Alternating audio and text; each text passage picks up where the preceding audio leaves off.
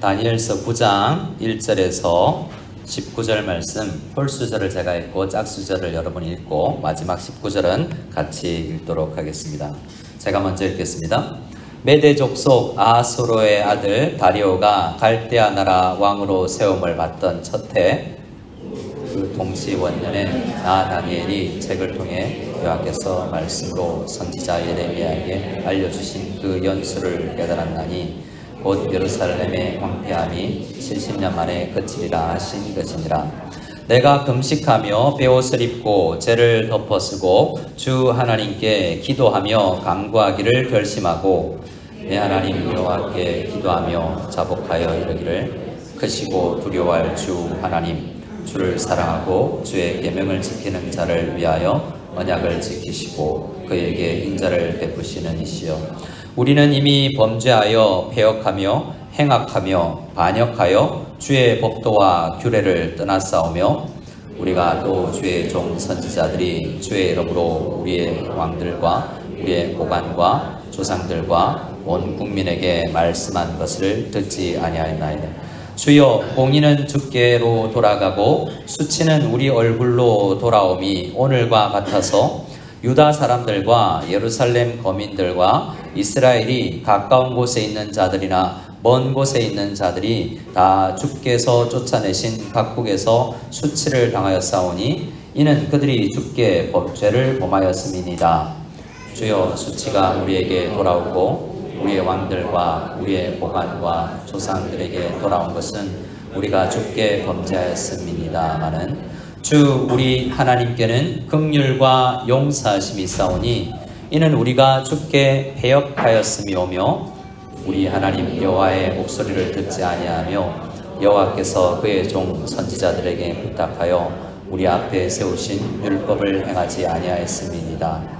온 이스라엘이 주의 율법을 범하고 치우쳐 가서 주의 목소리를 듣지 아니하였으므로 이 저주가 우리에게 내렸으되 곧 하나님의 종 모세의 율법에 기록된 맹세대로 되었사오니 이는 우리가 주께 범죄하였음이니라. 주께서 큰 재앙을 우리에게 내리사 우리와 및 우리를 재판하던 재판관을 쳐서 하신 말씀을 이루셨사오니 온 천하의 예루살렘에서 일어난 일 같은 것이 없나이다. 모세의 율법에 기록된 대로 이 모든 재앙이 이미 우리에게 내렸사오나 우리는 우리의 죄악을 떠나고 주의 진리를 깨달아 우리 하나님 여호와의 얼굴을 기쁘게 하지 아니하였나이다. 그러므로 여호와께서 이 재앙을 간직하여 주셨다가 우리에게 내리게 하셨사오니 우리의 하나님 여호와께서 행하시는 모든 일이 공의로우시나 우리가 그 목소리를 듣지 아니하였음이니이다. 강한 손으로 주의 백성을 애굽 땅에서 인도하여 내시고 오늘과 같이 명성을 얻으신 우리 주 하나님이여, 우리는 범죄하였고 악을 행하였나이다. 주여 구하옵나니 주는 주의 공의를 따라 주의 분노를 주의 성 예루살렘 주의 거룩한 산에서 떠나게 하옵소서. 이는 우리의 죄와 우리 조상들의 죄악으로 말미암아 예루살렘과 주의 백성이 사면에 있는 자들에게 수치를 당함이니라. 그라운즉 우리 하나님이여, 지금 주의 종의 기도와 간구를 들으시고 주를 위하여 주의 얼굴빛을 주의 황폐한 성소에 비추시옵소서. 나의 하나님이여, 귀를 기울여 들으시며 눈을 떠서 우리의 황폐한 상황과 주의 이름으로 일컫는 성을 보옵소서. 우리가 주 앞에 간구하옵는 것은 우리의 공의를 의지하여 하는 것이 아니요 주의 큰 긍휼을 의지하여 합니다. 같이 보겠습니다. 주여 들으소서, 주여 용서하소서, 주여 귀를 기울이시고 행하옵소서. 지체하지 마옵소서. 나의 하나님이여, 주 자신을 위하여 하시옵소서. 이는 주의 성과 주의 백성이 주의 이름으로 일컫는 바 됨이니이다. 아멘. 오늘 우리는 이 다니엘의 기도의 말씀을 읽었습니다.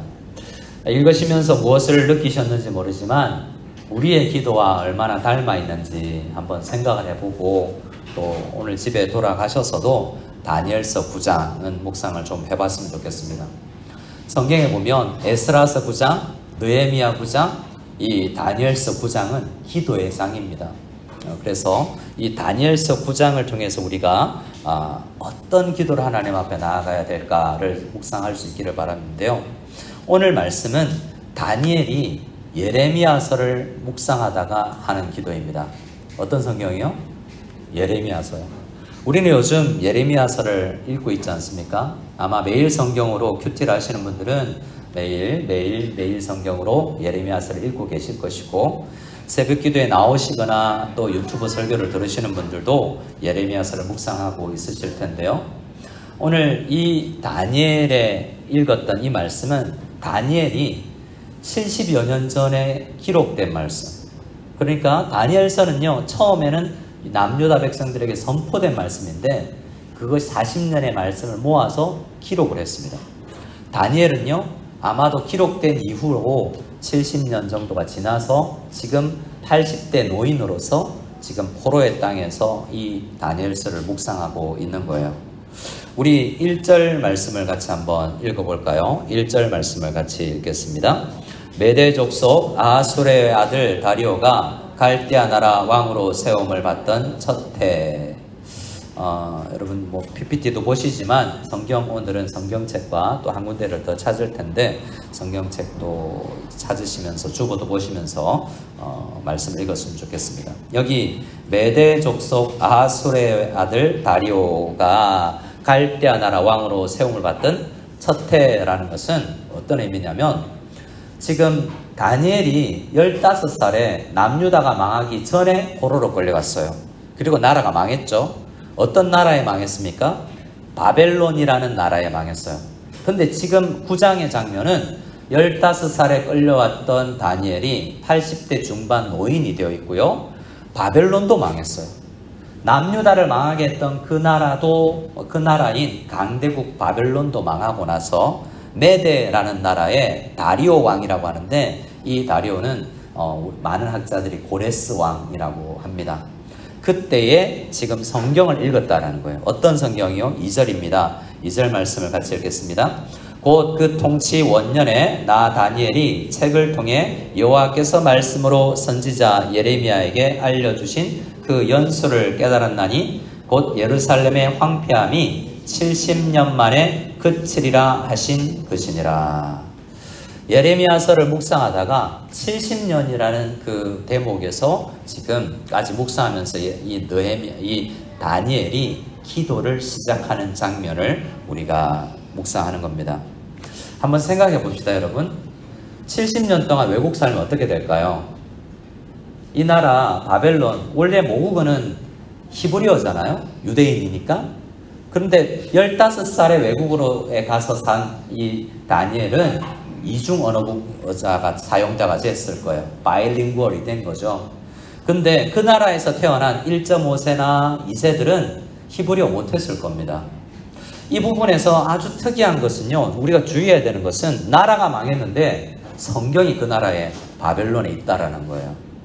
여러분, 이 성경 예레미야서는 70년 전에 나라가 망하기 전에 그 남유다 살고 있던 고관들, 제사장들, 다른 선지자들이 귀를 닫고 듣지 않았던 말씀이에요.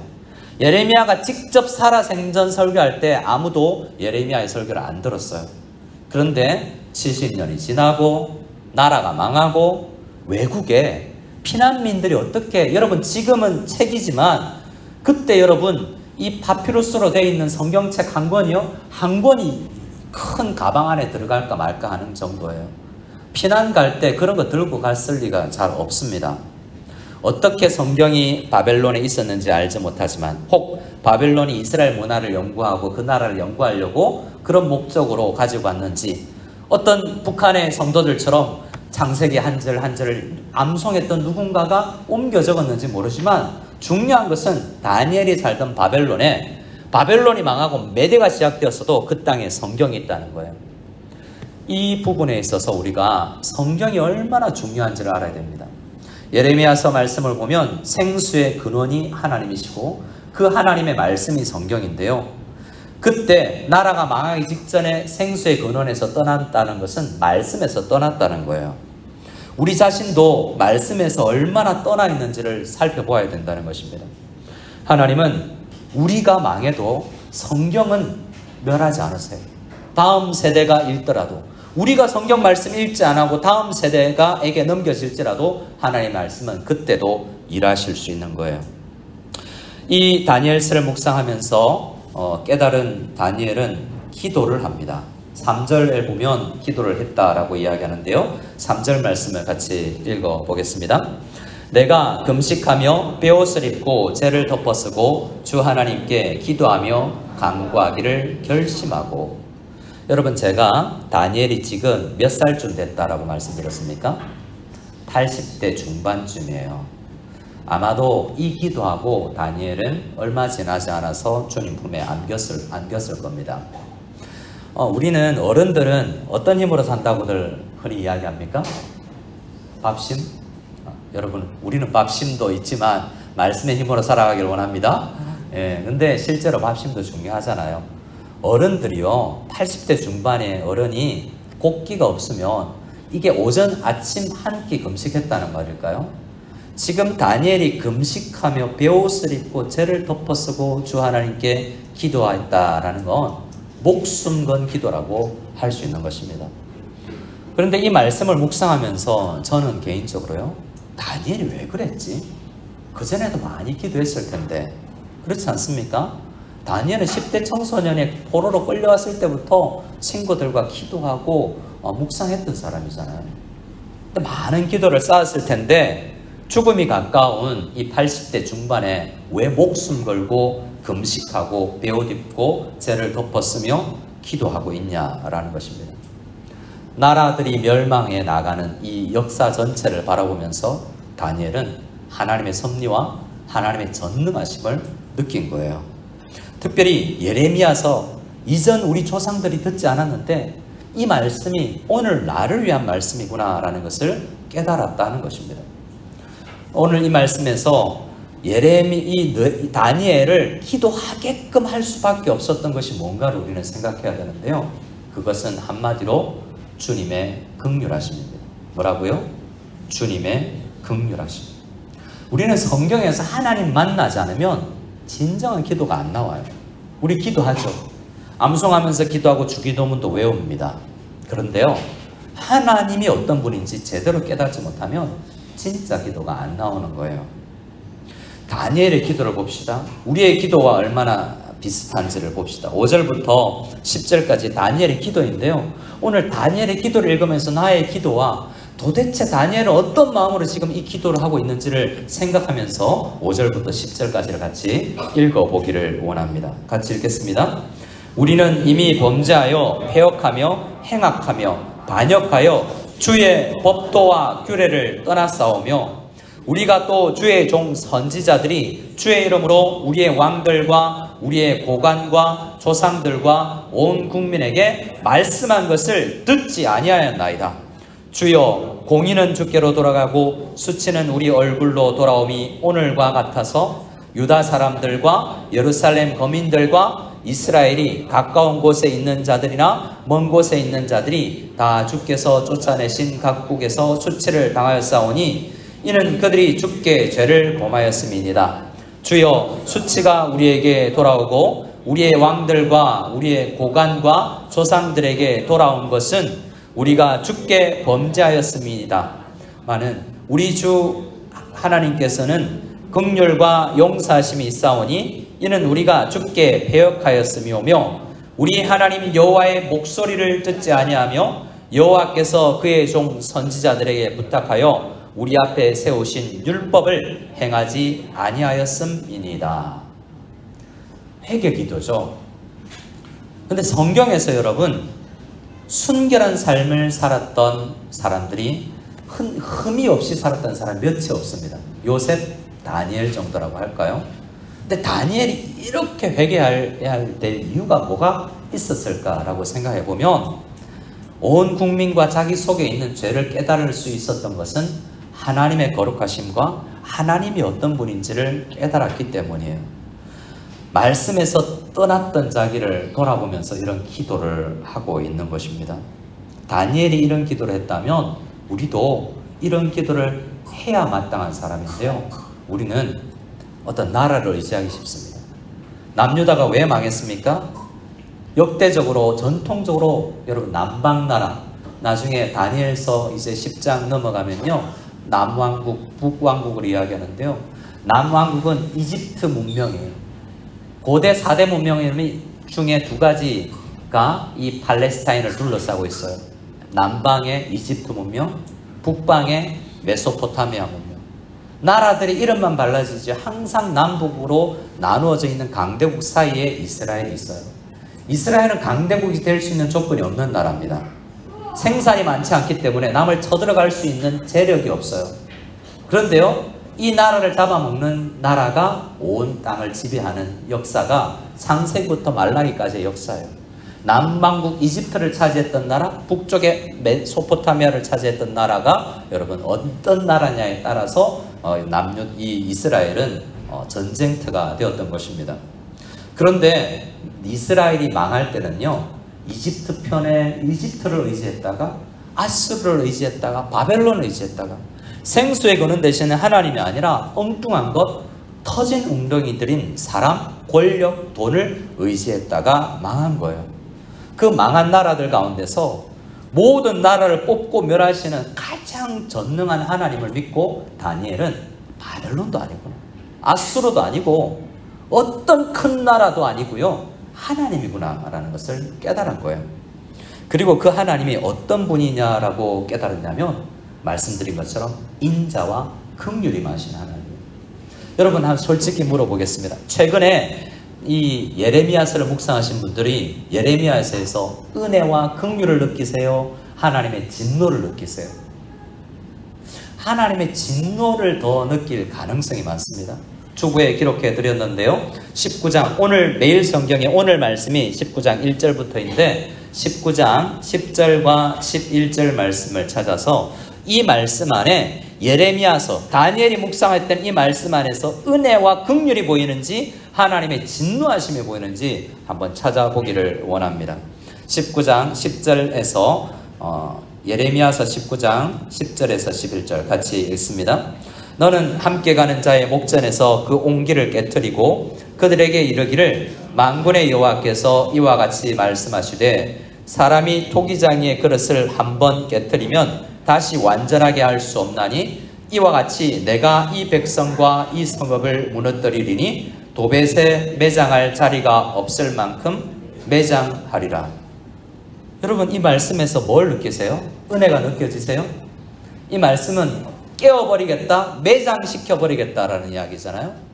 이런 말씀을 읽으면서 다니엘이 기도한 거예요. 두려워서 기도한 게 아니라고 말씀드렸습니다. 다니엘은 이 말씀, 예레미야 전체 말씀 속에서 진노로 포장되었고 진노로 표현되었지만 그 하나님의 진노하시는 하나님의 진심을 읽어내는 사람이 다니엘이었어요.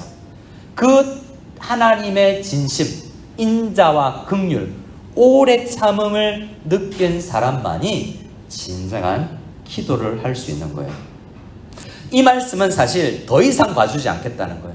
18장에 보면 옹기장이가 진흙으로 그릇을 만들 때는요, 기회가 있었어요. 진흙으로, 여러분 물매에서 진흙으로 그릇 만드는 것 여러분 가끔 보시죠? 만들어도 보셨을 거예요. 근데 18장에는요, 그 진흙을 만들다가 진흙이 삐쳐나가고요, 진흙이 깨트려지면 하나님께서 그 진흙을 쓸데없다고 내어버리고 다른 진흙을 가지고 와서 만드는 게 아니라 그 망가진 진흙을 다시 빚어 나가신다고 이야기합니다. 그건 다시 세컨드 찬스를 주신다는 거예요. 우리가 하나님 앞에 불순종할 수 있어요. 곁길로 나갈 수 있고요, 예배도 안 드리고 막 나갈 수도 있고 죄 지을 수 있어요. 근데 그럴 때 하나님은 매를 드세요. 그게 하나님의 진노죠. 근데 그렇게 해서 돌아온 우리를 버리지 아니하시고 우리를 다시 빚어서 어루만져서 만들어 가시는 하나님이 18장에 나오는 하나님이에요. 근데 19장에서는요 11절을 잘 보시기 바랍니다. 11절 중반에 사람이 토기장이의 그릇을 한번 깨트리면 다시 완전하게 할 수 없나니, 이 말은요 진흙의 상태가 아닌 사람들을 이야기하는 거예요. 그들은 돌이킬 수가 없어요. 이 말씀을 읽고 다니엘이 무엇을 느꼈냐면 남유다는 돌이킬 수 없이 멸망해버리고 구원받지 못한 사람이 있구나. 우리는 근데 나라를 잃었지만 아직 기회가 있구나라는 것을 깨달았어요.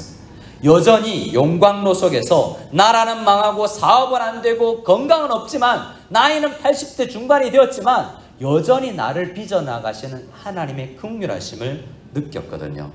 그래서 다니엘은 그 하나님의 긍휼과 사랑으로 주님 나를 빚어주십시오라고 기도하고 있는 거예요.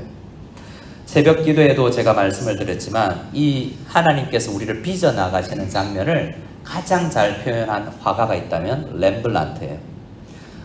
예배 마치고 식사하시고 나서 돌아가는 버스 안에서라도 VPN 키셔서 렘블란트의 이 돌아온 당자 그림을 한번 보세요. 빛의 화가인 렘블란트는 빛의 조명을 따라 강조점을 드러내죠. 돌아온 당자가요, 등을 보여요. 거기에서의 핵심은 회개가 아니에요. 등을 보이고 있는 이 돌아온 당자가 아니고요, 돌아온 당자의 등 위에 놓여있는 아버지의 오른손 왼손이에요. 아버지의 오른손 왼손이 좀 다르게 표현되어 있습니다. 그 그림에 보면 왼손은 남자 손인데요, 오른손은 여자 손처럼 두 손이 완전 다르게 표현되어 있어요. 그것은 다니엘이 느꼈고 예레미야가 느꼈던 하나님의 부성적 매를 드시는 강한 하나님, 우리를 움켜잡고 놓아주지 아니하시는 강한 하나님의 손이 그 그림의 왼손이라면 여성처럼 돌아온 우리를 부드럽게 안아주시고 쓰다듬어 주시는 하나님의 손길은 여성적, 모성적 손길이라고 할 수 있습니다. 우리가 신앙생활 하다 보면요, 그 손길 두 개를 다 느끼는데요, 모성적 손길 속에서 우리가 뭘 하기 쉽냐면 교만해지기 쉬워요. 잘 되는 줄 알아요. 어머니가 나를 푸근히 안아주시고 잘한다 잘한다 손잡고 산보해 주시듯이 평안한 가운데서 신앙생활하면요, 사업이 잘 되고 아이들 공부가 잘 되고 감사거리가 많을 때도 우리는 넘어지기 쉬워요. 교만해지기 쉽죠. 그런데요, 하나님이 부성적 손길로 다스릴 때가 있습니다. 이유가 있어서, 이유 없이 욥처럼이 아니라 이유가 있어서 매를 드실 때는 아버지가 강한 오른손으로 매를 드시는 때처럼 우리가 살아갈 때가 있습니다. 사업도 안 되고 건강도 빼앗아 가시고 뭔가 막힌 것 같은 답답함이 있을 때 하나님께서 우리를 그 속에 밀어 넣으셨을 것이라는 것을 생각해야 돼요. 하나님은 항상 우리를 버려두지 아니하시고 어머니의 손길로, 아버지의 손길로 우리를 빚어 나가시는 것입니다. 그런데 이 아버지의 손길 안에서 하나님을 느끼기가, 사랑을 느끼기가 쉽지 않습니다.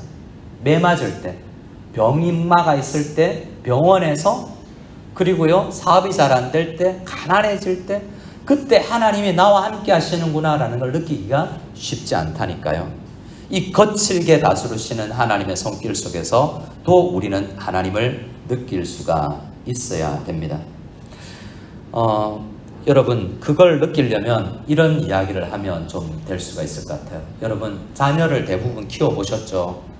자녀가 아프면, 큰 병에 걸리면 마음이 어떠세요? 최근에 혹시 아이가 아파 본 적 있습니까? 어릴 때 많이 아프잖아요? 제가 어릴 때가 아니군요. 제가 우리 둘째가 나서 아장아장 돌쯤 되었을 때 처음 우리 아이가 큰 피를 흘려봤어요. 물론 그전에도 수술도, 우리 막내가 수술도 그 다음이군요, 해봤지만 둘째가 아장아장 걸어 다닐 때 컵을 물고 엎어져서 여기에 큰 상처가 나서 5바늘씩 얼굴을 꼬맸어요, 둘째가. 근데 이게 그 컵을 제가 줬거든요. 이 여름 날씨에 돌아와서 아기가 아빠 물 그러는데 너무 이쁜 거예요. 물 그러는 게. 잘 걷지도 못하는 녀석이. 그래서 컵을 건네주고 이제 물병을 놓는 순간 엎어진 거예요. 제 잘못이죠. 근데 아이가 얼굴에 온 피범벅이 되어서 얼굴에 피를 흘리는데 동네 의원에 가서 잠시 가제 붙였는데 여기서 안 된다고 그러고 큰 병원 가라 그러니, 그런데 앞에 마을 버스가 막아서 안 비켜주는 거예요. 그래서 제가 성경차를 뒤에 다른 아이들 옆집에 맡기고 애기 엄마랑 같이 이제 차 타고 가면서 버스가 길을 안 비켜주니까 그 버스는 갈 길 가는 거 아닙니까? 그 버스를 치면서 빨리 비켜라고, 우리 아들 빨리 수술하러 가야 되는데 왜 이렇게 막느냐라고 이 분노하면서 울분했던 그 마음이 있습니다. 아이를 향한 그런 이끌는 마음이 하나님의 긍휼하심이에요. 불쌍히 여기심이에요. 그런데 있잖아요, 하나님은 어떨 때 우리를 긍휼히 여기실까요? 하나님은 우리를 어떨 때 우리 긍휼히 여기시느냐 하면 우리가 가난하고 불쌍할 때, 우리가 정말 외로울 때, 그때 하나님 아파서 지금 우리 아이들이 누워있을 때, 그럴 때 하나님은 우리를 향하여서 애끓는 마음으로 마음을 가지세요. 근데 동일한 마음을 언제 품냐면, 저를 따라하겠습니다. 우리가 죄 지었을 때. 하나님은 우리가 죄 지었을 때 우리가 병 걸렸다 생각하는 거예요. 어떤 다른 병보다요, 가난해도 괜찮아요. 근데 죄를 지어서요, 엉뚱한 데 가서 죄 짓고 있고 마음이 흐트러져 있으면요, 우리 아이가 병 걸렸다고 마음이 애끓는 거예요. 하나님은 우리를 싫어하시는 게 아니라 그 죄를 싫어하시는 거예요. 우리 아이가 우리가 병에 걸려 있다라고 생각하고 우리를 향한 애끓는 마음으로 매를 드시는 거예요. 그래서 하나님의 긍휼, 하나님의 사랑은 우리가 죄에 걸려 있어서 매를 들 때에도 그 애끓는 마음으로, 수술대에 누운 우리 아이를 사랑하는 마음으로 매를 드시는 거예요. 그래서 예레미야도 이 다니엘도 하나님의 부성적 매질 속에서 하나님의 그 긍휼과 사랑을 느낀 거예요. 근데 이때 하나님께서 더 이상 봐줄 수 없을 때는 어떤 지경이었냐면, 19장, 예레미야 19장을 펴놓으셨으면 함께 보기를 원합니다. 예레미야서 19장 4절 5절을 읽겠습니다. 예레미야 19장 4절 5절입니다. 이는 그들이 나를 버리고 이곳을 불결하게 하며 이곳에서 자기와 자기 조상들과 유다 왕들이 알지 못하던 다른 신들에게 분향하며 무지한 자의 피로 이곳에 채웠음이며, 또 그들이 바알을 위하여 산당을 건축하고 자기 아들들을 바알에게 번제로 불살라 드렸나니 이는 내가 명령하거나 말하거나 뜻한 바가 아니니라. 아멘. 이 본문도 매일 성경 오늘 본문이에요.